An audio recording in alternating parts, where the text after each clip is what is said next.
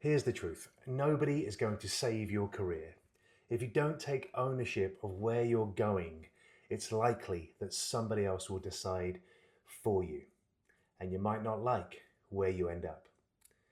But there is good news. You can take control, and when you do, the results can be life-changing. I've seen it happen time and again. Smart and capable executives staying stuck because they're waiting for something external to their circumstances to help them out. What does that look like? That looks like the manager, a mentor, perhaps the company as a whole, just to notice them and open up the opportunity. But that rarely happens, if ever. Let me tell you what does happen. The individual gets burnt out, they get frustrated, and because they're looking in the wrong direction, they tend to notice they're missing out on all of the opportunities. That's right, those opportunities are passing you or them by.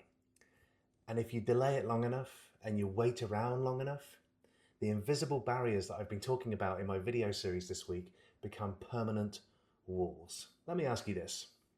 Not just financially, but maybe emotionally or professionally, what would it feel like if you stayed stuck or stayed where you are for the next 6 to 12 months? What about for the next 5 years? You ever been that person who woke up after 5, 7, 9 years in an organization and suddenly realized, what am I doing here? That is the real risk of staying stuck. But when you take ownership of your career, everything changes. You stop waiting for those opportunities to arrive at your doorstep or land at your feet, and you start leading yourself in the direction of where there's a bounty of opportunity for you. You go from being invisible to indispensable, and you start to create opportunities around you rather than sitting, waiting, wishing. Now look, ownership is not a go it alone game. In fact, one of the biggest mistakes I see executives make when they come and talk to me just as a prospect or they come and talk to me as a client is they've been going it alone for far too long. They've isolated themselves and they're disconnected from the relationships they would need to get themselves into the right place. That's one thing. The second thing that they are doing is making way too many assumptions about the marketplace, relationships, the state of the technology market or the real estate. Insert your industry here. It does mean when you're not going it alone that you need to seek guidance. You need to pair up with somebody who's got the results that you want. That could be a coach, a mentor, somebody you admire. I recommend that you do that. Secondly, you need to think about, are you going to add some skills to your quiver? Put some more things in your toolkit, in your tool belt that people place high value on. And then finally start to think about, what is the positioning you're doing so that when you are presented with an opportunity, you are the only choice. Now I'm transitioning to an exciting bit. Let me share with you a couple of case studies to tell you exactly what happens when you take ownership. So the first case study is a woman who worked as a vice president in technology. In fact, she still works in technology today. She took the first step. And what did ownership look like for her? Well, ownership for her looked like acknowledging there is a problem in her career.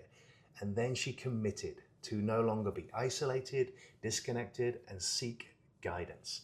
Within 6 months, she's negotiating high-profile projects and working on those. She became a top voice here on the LinkedIn platform, and if you're watching this somewhere else, there is such a thing as a top voice in LinkedIn. So she is someone who has authority and credibility. And what has that meant? Well, she's been able to sign multi-six-figure agreements with companies who operate in the industry and technology field that she admires most. But there's something else about that story. All of this has created freedom to focus on passion projects. And she's able to do that with her family, her health, and music. Let me tell you about the next case study. This guy took ownership, again, by avoiding the trap of going it alone. So we've been working together now about 13 months. He's an executive director in the finance industry. He came to me overwhelmed with workload, overwhelmed with the situation inside of his company. Politics that were unseen, difficulties with difficult people. Is this familiar to you? And so he wanted to take ownership. What did that look like for him? Well, we created a custom game plan and a strategy for him to start thinking about what would be next for him in his career. We looked external to the company, we looked internal to the company. And here's the good news. It led to a promotion inside the company. So now he has more credibility, more authority, and he is also able to free himself up so he can focus on priority projects. And outside of work, on personal matters, he's able to go and join the boards of other companies and commit to things that are in his passion, and in his case, music again. I want to just quantify this example. This case study is so beautiful because in the time we worked together, he was already earning a multiple six-figure income, but we've added 50% of that multiple six-figure income to his new income. I can't even tell you his basic compensation to protect him, but it is huge. This is taking ownership. It's now your turn. The choice is yours. You have the choice to stay exactly where you are, do what you've always done, and get very similar results. And what do I mean by that? Well, you stay in your company for 2, 4, 6, 8, 10, 20 years, and you don't really reach the peaks. You just reach the peak of what the company is willing to offer you. And yeah, there's skill development and you have some value creation, but it's nowhere near your capability. And so ultimately, you always have that nagging doubt of, what could I have accomplished? And then there's that story about you don't want to end up in the heaven's door and meet the person you could have been. Or the choice is for you to take ownership now and experience the change in your life and career that you deserve. Now, ownership allows you to step into your power. And what do I mean by that? Well, it allows you to be a true leader, and not just a leader of teams and other people in your communities, but a leader for your own future.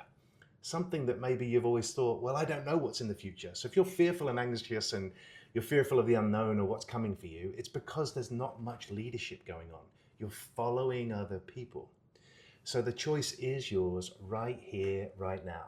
And I'm here to tell you that I believe in you, but now it's time for you to believe in you. If you're ready to take ownership, I'd like you to do this one thing for me. Do this now. Send me a personal note in whatever platform you're watching this video in and tell me the biggest career challenge you're currently facing. And we'll set about getting you going straight away, figuring this out together. And the longer you wait, the harder all of this becomes. But the sooner you take action, the faster you'll see results. And that's important, right? Because this is your career. This is your mission, your future. It is in your hands. Let's make it happen.